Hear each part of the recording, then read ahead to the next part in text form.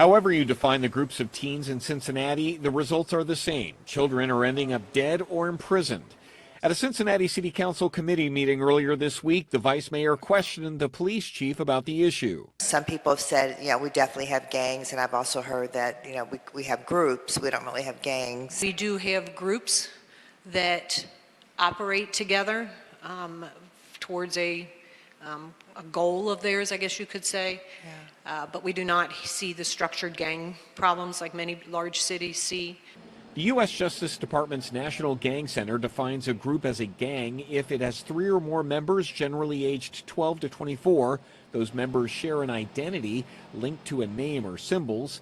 They and others view the group as a gang.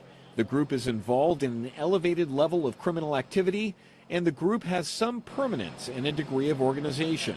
And it may be that last point that keeps Cincinnati's groups of kids from truly being gangs. While the names may be common among Cincinnati's young people and police, usually defined by where they live, a street name or an exit number, they appear to lack structure and leadership. What difference does it make whether we call a group of kids a group or a gang? That in some cases, law enforcement does not want to name a gang or call it gang activity because it only glorifies a particular gang or exacerbates the rivalry, the shooting, the back and forth shooting and crimes and homicides being conducted. The director of the National Gang Center says it could also be political, with city leaders not wanting to scare off tourism or business.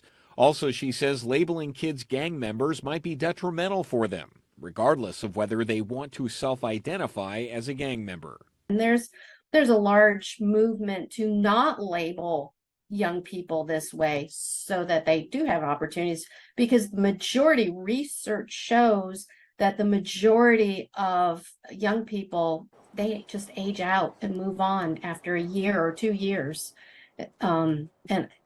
If they survive if they survive death. You can always get local stories right here on YouTube, but go ahead and hit that subscribe button to get notifications to stay in the know.